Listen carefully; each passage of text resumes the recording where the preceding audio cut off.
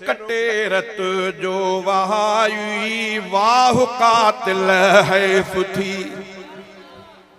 सिर कटे रत जो वहाई वाह कातिल है फुथी।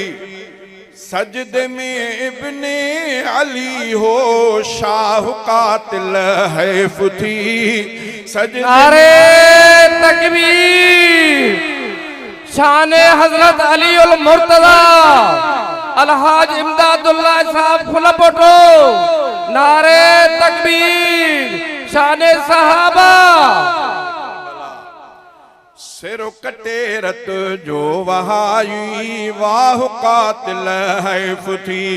सजदे में इब्ने अली हो शाह कातिल है फुथी। सिर कटे रत जो वहाई वाह कातिल है फुथी। मुस्तफा महबूब जे को अखिन जो ठार हो। जेको अखिन जो ठार हो तो उजाड़ो नबी जो चाह कातिल है फुथी। तो उजाड़ो नबी जो चाह कातिल है फुथी। सिर कटे रत जो वहाई वाह कातिल है फुथी। सजदे में इब्ने अली हो शाह कातिल है फुथी।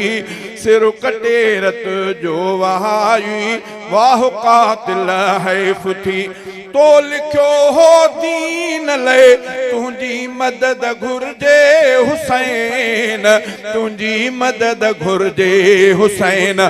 तो लिखो हो दीन ले तुझी मदद घुर्जे हुसैन। तुझी मदद घुर्जे हुसैन। वास्तो ख़त्मे विधि अल्लाह कातिल है फुथी। वास्तो ख़त्मे विधि अल्लाह कातिल है फुथी। सिर कटे रत जो वहाई वाह कातिल है फुथी। खत ॾिसी माइल कयो हो मुजतहिद खे इज्तिहाद। मुजतहिद खे इज्तिहाद। खत ॾिसी माइल कयो हो मुजतहिद खे इज्तिहाद। मुजतहिद खे इज्तिहाद। पर न तू उन जो थिए हमराह कातिल है फुथी। पर न तू उन जो थिए हमराह कातिल है फुथी। सिर कटे रत जो वहाई वाह कातिल है फुथी। अहले हक जो काफिलो तो करबला में रोकियो। करबला में रोकियो तो सुञा तो हो न तिन जो जाह कातिल है फुथी। तो सुञा तो हो न तिन जो जाह कातिल है फुथी। सिर कटे रत जो वहाई वाह कातिल है फुथी। सजदे में इब्ने अली हो शाह कातिल है फुथी। सिर कटे रत जो वहाई वाह कातिल है फुथी। कूफे जा गद्दार रत तुझे दामन ते लगल। तुझे दामन ते लगल। कूफे जा गद्दार रत तुझे दामन ते लगल। तुझे दामन ते लगल।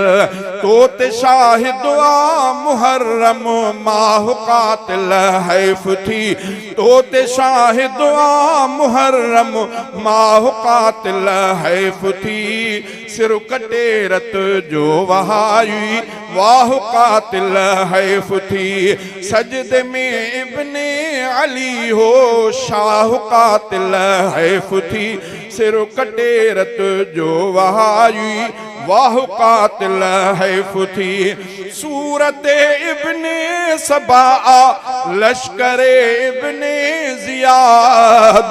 लश्कर इब्ने जियाद तुझो हर हमराह आ गुमराह कातिल है फुथी। तुझो हर हमराह हुआ गुमराह कातिल हैफ थी सिर कटे रत जो वहाई वाह कातिल हैफ थी तो कुठा असहाब ऐं गॾु तो कुठा अहल बैत तो कुठा अहल बैत तो कुठा असहाब ऐं गॾु तो कुठा अहल बैत तो कुठा अहल बैत सुडकी थो सुहराब चए सुडकी थो सुहराब जो चए साह कातिल हैफ थी सुडकी थो सुहराब जो चए साहु कातिल हैफ थी सिर कटे रत जो वहाई वाह कातिल हैफ थी सजदे में इब्ने अली हो शाह कातिल हैफ थी सिर कटे रत जो वहाई वाह कातिल हैफ थी।